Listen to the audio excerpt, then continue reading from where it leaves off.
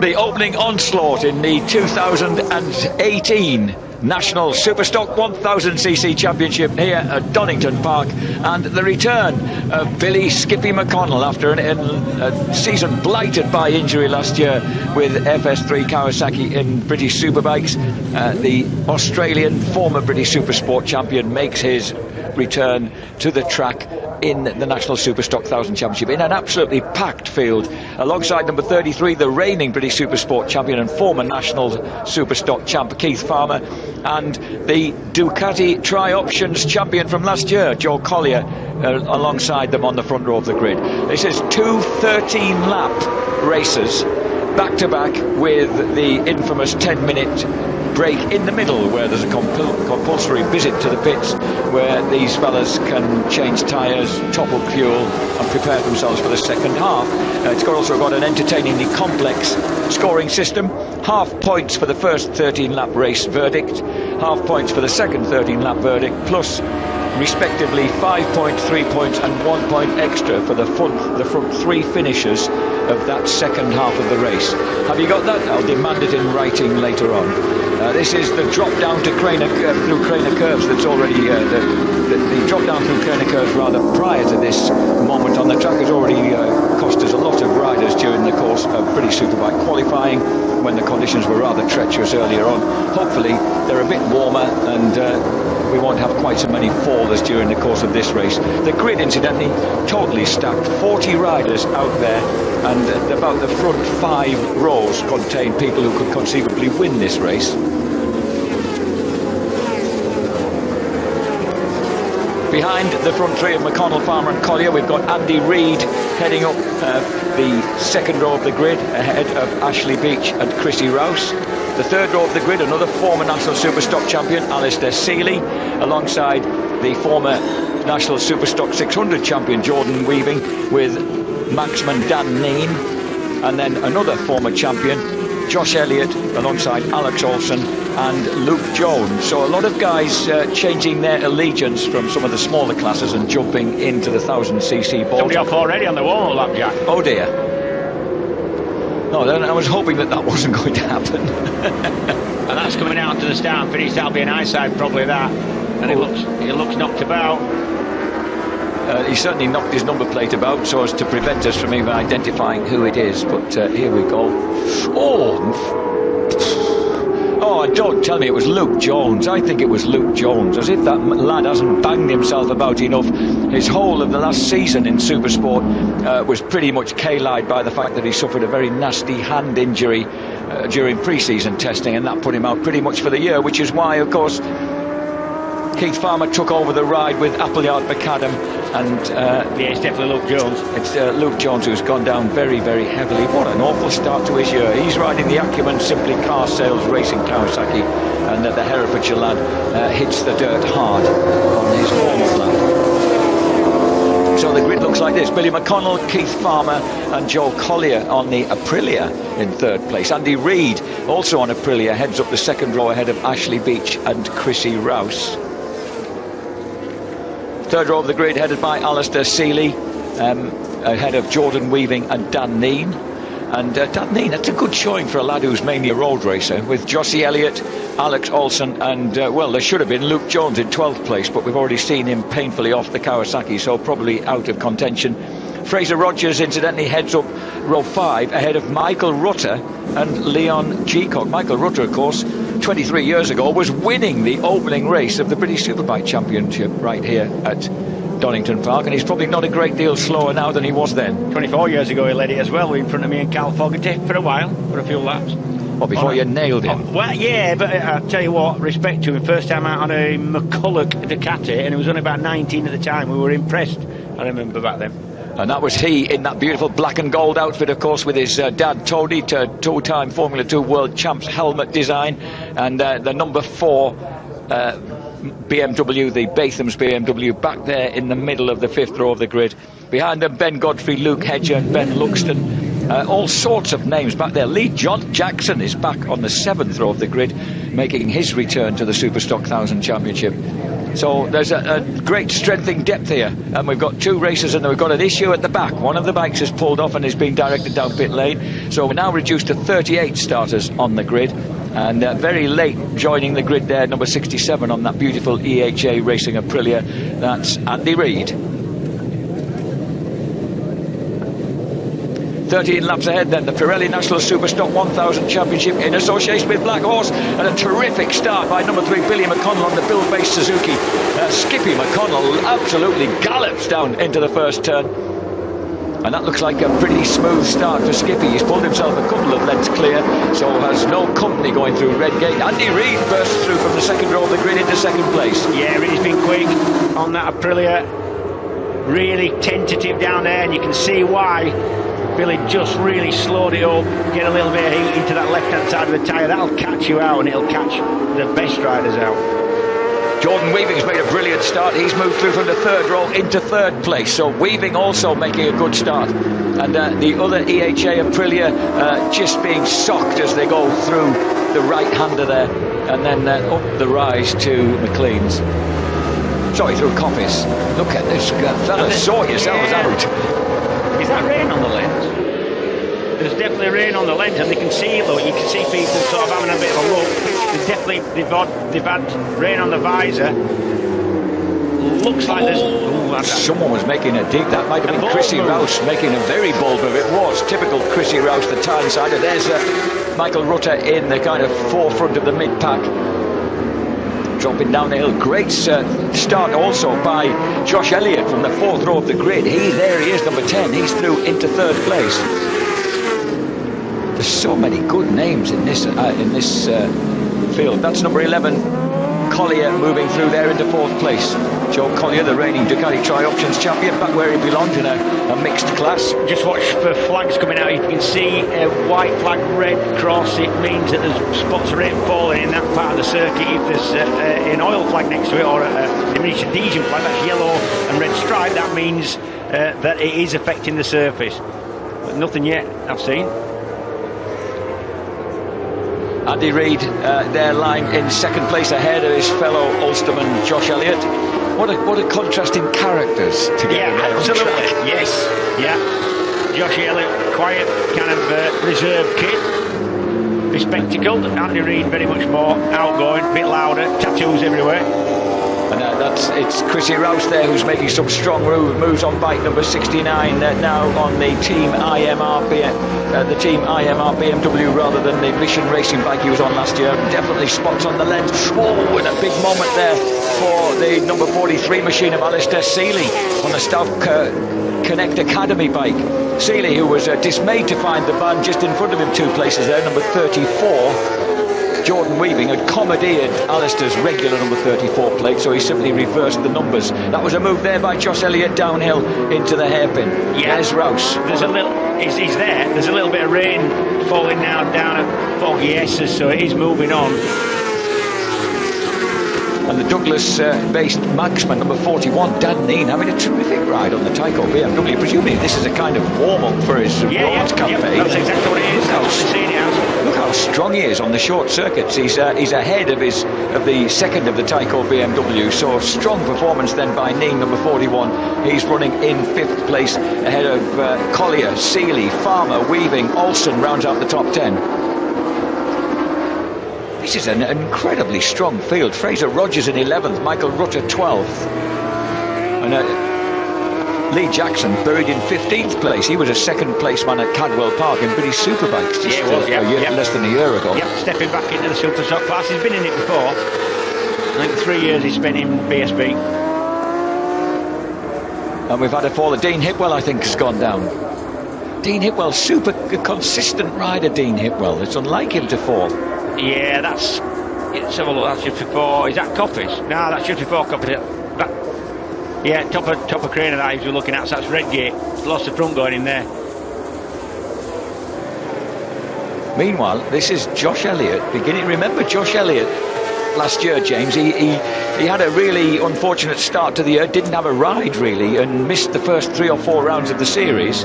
And then joined the series and started making some inroads. Ended up in 9th place overall.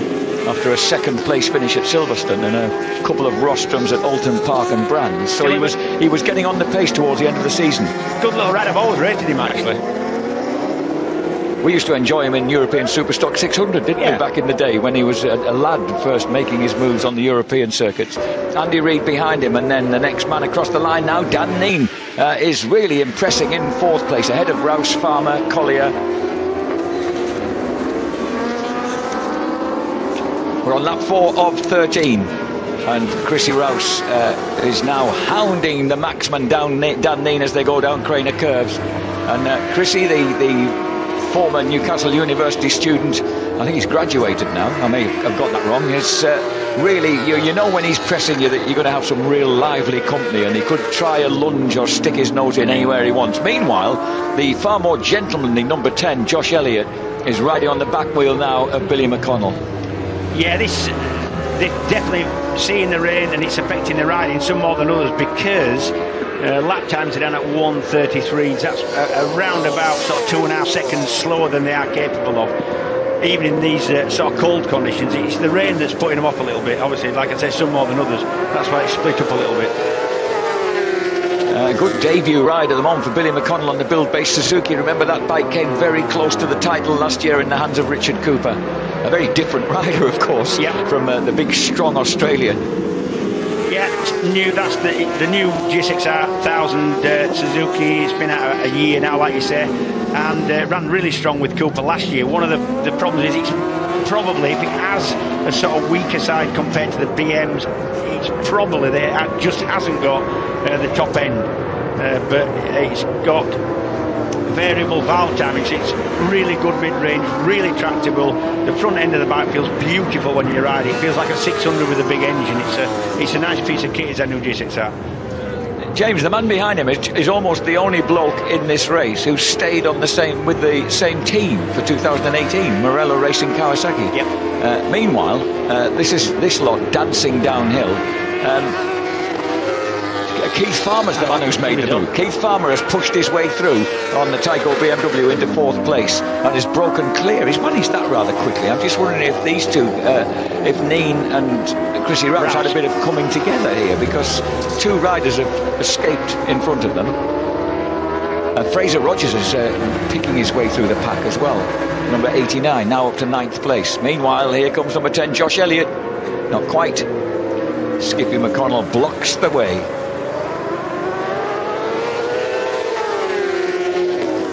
Once again, over the hill into the Melbourne Loop. He's having a look now. Yeah. Oh, taking that narrow. It's going to cost him going uphill. Skippy decides to pick up the Suzuki and tries to outgun the Kawasaki up the hill, but it didn't quite work, and Josh Elliott takes the lead. Josh Elliott with that familiar head-up riding style and that wonderful kind of visor almost too high up his head that he's always ridden with. Big lad is Jossie now. Yes, he is. Gangling lad. No, I think he's a bit more thick set now, you know. He looks to put a lot of weight on. Yeah. Go on, go for it, boys. Have an Australian elbow. Reedy's not giving up either. No, not that he ever would. No, but he's actually just set his best lap, 1:32.28, which is about close to a half a second quicker than McConnell. And so Andy Reid beginning to... It's good to see an Aprilia running strongly. Yeah, it is. Luke Hedger kind of hinted at what the Aprilia could do last season, and but this is really running up front, isn't it? Yep, the Aprilia is a different layout. That's a V4, still 1000cc obviously in this class, but V4 instead of a straight across the frame fall like the Kawasaki and the Suzuki that are in front of it. Little compact bike is the Aprilia. The engine, when you see engine out of a frame, it's just a block. It's just like it's a really easy engine to build a frame round because there's no sticking out bits. And he just keeps on hitting that curve coming out of Coppice at the top of the hill there. Oh boys, sort yourselves out. Number 75, Alex Olsen, is in the mix there. He was quietly improving all season on the 1000cc bike. Here's Keith Farmer. Oh, tucks his way through. I'm not so sure that he didn't just lose out on the climb up there towards Goddard's. Meantime, the leaders exit Goddard's to complete lap 6 of 13 in the National Superstock Championship, the opening exchange of this series. I said it was packed with talent, but you've got to say that it's spread out a bit. Joe Collier's breaking clear in 4th place. Chrissy Rouse and Fraser Rogers. I'm really impressed with Rogers. He's come a long way through to 6th ahead of Farmer, who must have made a mistake. I thought he might have gone a bit too, got himself messed up down at the Melbourne hairpin, Keith Farmer. Behind him we've got Olsen, Alistair Seeley now 9th. Dan Neen has been buffeted back to 10th place, not used to this elbow-to-elbow stuff. Yeah, meanwhile, Skippy McConnell back at the front. Did we see what happened? Oh, where? Yeah, Fraser Rogers on the Mission Racing bike now. 10 over from Chris Irrell. Yeah, the Huddersfield team. Yeah, the place got, well, did not thank you for saying that, but Marsden, a cute little village called Marsden, right in the bottom of the valley it is. I'm looking for their second rider, the Australian Braden Elliott, but I can't see him in the top 30, which is on my screen. Obviously, there are others on another screen unknown to us. Look at this, Andy Reid working really, really hard, taking some flamboyant lines. Remember when he used to take those extremely flamboyant lines on a 125? Yes, and generally it knocked somebody off in the yes. Rarely did a lap go by when he didn't have somebody in the ditch. It looks like he's trying the same tactic here. Always quick though. Always quick. Oh, I think Ashley Beach has entered the pits on the Dorling Jones racing bike. He was out. He qualified well as well. The fella from Oldham on the Jones Dorling racing BMW. Yeah, fastest lap of the race, last lap for McConnell, and that's why he's got a little bit of a gap. I think what we've seen is just McConnell thinking, right, he's not raining as much now. I'll push on. They're still around about a second and a bit slower than what they're capable of around here. Meanwhile, the mid-pack dances down Craner curves, at least looking generally more secure than during the qualifying session for Superbikes. And yeah, that Mission Racing bike at Fraser Rogers looking really... He's another lad he's sprouted during his teens. He's got ridiculously tall. Came on really well last year. Yes. And really the first rider to put the new Kawasaki anywhere near the front in a super stock race. A lot of people went back to BMWs last year. So we're on the lap 8 of 13 with McConnell easing clear now and leaving the two, the man from Ballin and Mallard and the man from Belfast locked together in 2nd and 3rd places. And look how little that Aprilia is. Yeah, tiny. But he's a tall lad, though, isn't he? And he's quite tall, sort of skinny lad. But it's got a little frontal area compared to Kawasaki. Tiny. Well, that's because it's only got 2 cylinders in width. There's one bank behind the other. So it's McConnell, Elliott and Reid at the moment looking like potential podium finishers in the first half of this opening Superstock 1000 exchange. Collier should cross the line in 4th place. He's broken clear a bit. And Collier, number 11, also riding for EHA Racing. He, of course, lives in Donington Leheath. So, he can go home and sleep in his own bed at night when he's racing here at Donington Park. Why would you want that? Normally cleaner, isn't it, in a hotel? I don't know. That's Reid. Yeah. Reid's gone down. Oh. He's been riding so strongly and yes, flamboyantly, and he's been annoyed with himself. He was just getting right on the back wheel of the super secure Josh Elliott, and it's just like he lost the rear, James. Just spun away underneath him. I'm sure Slow-Mo will allow an explanation that you'll be able to give us here. Yeah, that is a weird one. I have to say, normally, you lose the rear quite a lot, not necessarily there, that's early in the corner, it's early at the old hairpin to lose the rear, but the interesting thing there is it didn't come back at him, it didn't grip, it didn't flip him over the top, and therefore it didn't smash him at the back to bits, which it probably would have done. Did that hint that he was laid off the throttle when it went down and just skated away? Just about getting back on the throttle there. So that leaves Billy McConnell and Josh Elliott clear at the front. McConnell a bit deep into Goddard's, but looking comfortable enough. And that will put Joe Collier up to 3rd on the 2nd of the AHA Racing Aprilias. But when you see what Billy McConnell was able to do on that Suzuki during qualifying, it was 1.2 seconds quicker than anybody else in the 2nd place man. It was very tightly packed after that, as you'd expect in a class as tight as this, but yeah, it was a lot quicker than anybody.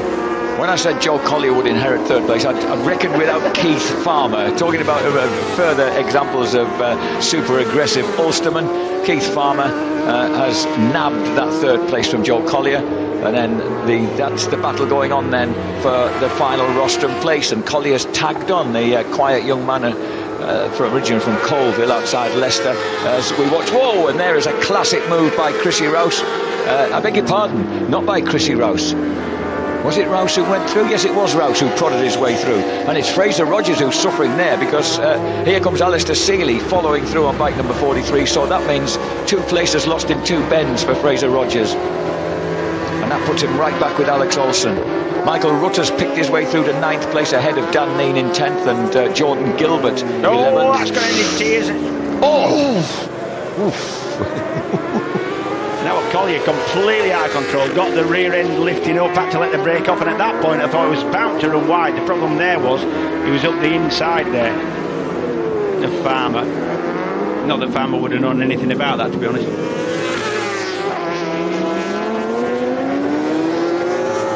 Just checking downfield, look at some of the newcomers to the 1000cc category. We've got Jordan Gilbert running in 11th place. We've got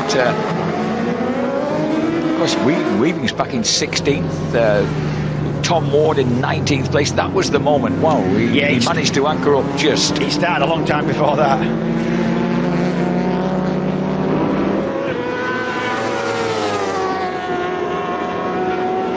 So this is the battle then for third place. McConnell leads it. He set another best lap of 134.145. Beg your pardon, his last lap was a 134.19. Yeah. And even then it was about 8/10 quicker than Josh Elliott in second place. So the Suzuki looking like the ideal weapon for this class right now in the hands of Billy McConnell. Oh, Jordan Weaving. Yeah, cheers. Oh, man. Weaving will be really disappointed with himself. The young South African trudges off. So he was on the Briggs Equipment Kawasaki that's run from the same garage as Jake Dixon, of course, and the RAF Regular and Reserves camp.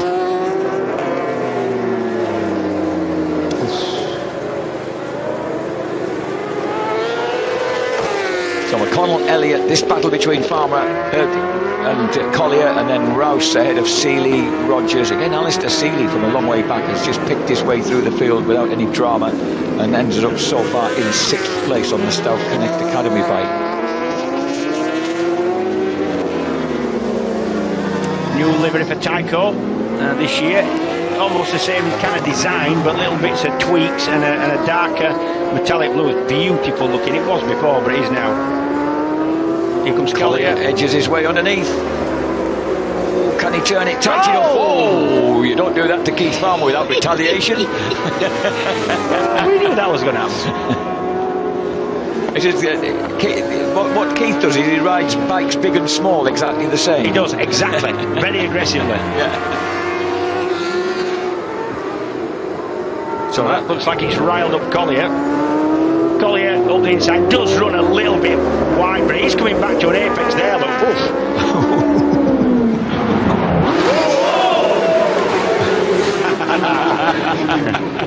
Three of them lads are ex-racers, so they know what it feels like. We're on the 12th lap of 13, so Joe's back at the back end of the brilliant, just letting go a bit then as he wrings its neck. And then tries to get in the slipstream, pulls out early to try his hand again down into the chicane. So, this is entertaining. So this could go to the wire if they both stay upright. Dropping down the hill now. They just turned 22-year-old Joe Collier right on the back wheel of number 33, Keith Farmer. Again, not able. There's McConnell crossing the line. Behind him, Josh Elliott. I'd almost forgotten that Elliott's cruising comfortably around there in second place. Oh, that's the way it looks. And then this battle going on. The Suzuki, the Tyco BMW rather, gets out of the Goddard's really quickly. Yeah, it does. Got a good advantage there. Have a little bit of acceleration there. And then Seeley now up into 5th place. Rouse back to 6th. Rogers in 7th. This is number 12, Luke Hedger. He's running in 10th place. And right behind him, number 96, Jordan Gilbert, who has leapt from runner-up in the the National Superstock 600 Championship last year onto the 1000cc bike. So very much a rookie in this class. Yeah, this Farmer and Collier, and they've got a back marker to deal with now. I think this is number 75, Alex. No, it can't be Alex Olsen. They're coming up to that. Sorry. It was Alex Olsen. Yes, Alex Olsen's in trouble. He was running strongly in the top. He's the one who's disappeared from the top 10. Yeah.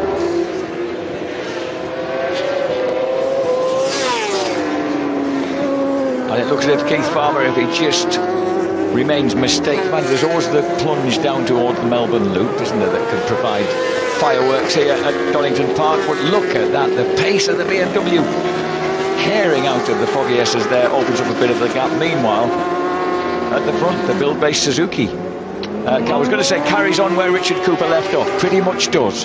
Perfect performance by Billy McConnell, off pole position. He eventually puts the opposition in their place, and the Australian takes victory on his debut ride for Stuart and Steve Hicken's team. Yep. Second for Elliott, third place for Farmer. A lot of people in Panicle like that Billy McConnell win because he's just so popular. Here we go. Oh, they're running for the line there between, I think Dan Neen nicked it. He did, he nicked that seventh place off Fraser Rogers after Rogers had had a good mid-race. Good ride from Neen, that. Brilliant ride for Neen, yeah. We expect the pure road racing specialists to be not exactly passengers, but certainly relative cruisers on the short circuits, and that was a proper race he put in there.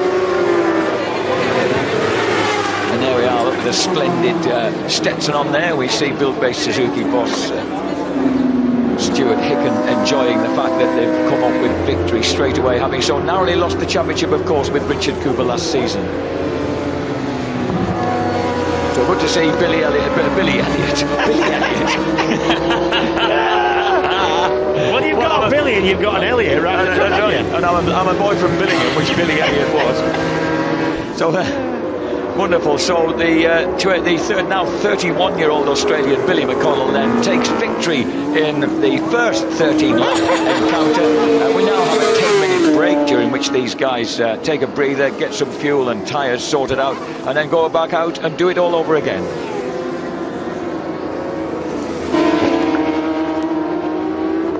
So this is the result of that first encounter. Billy McConnell takes the victory ahead of Josh Elliott, Keith Farmer, Tyco BMW in third place, and Aprilia in fourth place, which I now realise is 4 manufacturers in the top 4. Alistair Searley fifth, and then a phalanx of BMWs. Chrissy Rouse, Dan Neen, Fraser Rogers, Michael Rutter and Luke Hedger in that top 10.